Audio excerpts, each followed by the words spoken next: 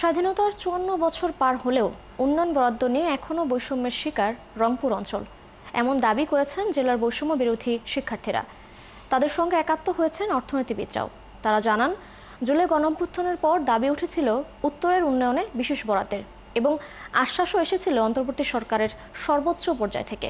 কিন্তু ১ বছর পেরিয়ে গেলেও বাস্তবে এর কোনো প্রভাব পড়েনি। শাহবাজিদ আহমেদের প্রতিবেদন। জুলাই গণঅভ্যুত্থানের পর এই অঞ্চলের উন্নয়নে বিশেষ বরাদ্দের দাবি উঠেছিল জোরে সোরে। রংপুর সফরে এসে প্রধান উপদেষ্টা প্রফেসর ডক্টর মোহাম্মদ ইউনূস বলেছিলেন, বৈষম্য দূর হলে রংপুর হবে দেশের ১ নম্বর অঞ্চল। ১ বছর পেরিয়ে গেলেও বাস্তব চিত্র বলছে প্রতিশ্রুতি রয়ে গেছে কাগজেই। রংপুর পিছিয়ে পড়া একটা জেলা, রংপুর বাংলাদেশের ১ নম্বর জেলা হোক, এটাই হলো। রংপুরের উন্নয়ন বরাদ্দ বাড়ানোর দাবিতে বিভিন্ন কর্মসূচি চালিয়ে যাচ্ছে গণ অভ্যুত্থানে অংশ নেয়া শিক্ষার্থীরা।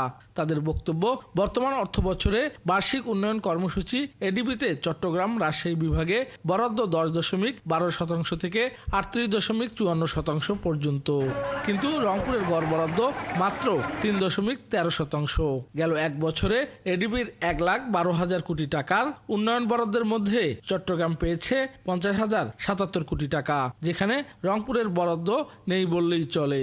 নতুন বাংলাদেশে যেটি আশা করছিলাম যে এই যে বৈষম্য সেটি নিরসন হবে, কিন্তু আমরা যেটি দেখতে পেলাম আবারও যে প্রকল্পগুলো এখানে যেগুলো অনুমোদন হলো সেখানেও কিন্তু উত্তরবঙ্গ বরাবরের মতো এবারও বৈষম্যের শিকার। আমরা মনে করি এটা আমাদের উত্তরবঙ্গ জন্মগ্রহণ করাই আমাদের দোষ, এবং অঞ্চল এবং জন্মের কারণেই স্থানের কারণেই আমরা বঞ্চিত হই। হাবিব সিন্ডিকেট কিংবা ঢাকার যে সিন্ডিকেটটি রয়েছে তাদের মধ্যে আমাদের উত্তরবঙ্গের কোনো দিকেই চিন্তা চেতনা তাদের থাকে না। অর্থনীতিবিদরা বলছেন, অঞ্চলভিত্তিক এই ভারসাম্যহীনতা দীর্ঘমেয়াদে জাতীয় অর্থনীতির জন্য বড় ঝুঁকি হয়ে দাঁড়ানোর শঙ্কা রয়েছে।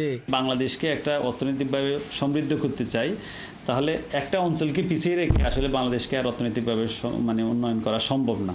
এই জন্য অবশ্যই যে পিছিয়ে পড়া এই রংপুর অঞ্চলকে, উত্তর অঞ্চলকে বাজেটের ক্ষেত্রে একটা আমি মনে করি স্পেশাল বাজেট দেওয়া উচিত।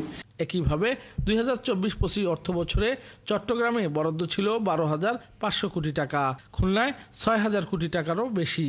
অথচ রংপুর অঞ্চলের জন্য বরাদ্দ ছিল মাত্র ১,৮৫০ কোটি টাকা।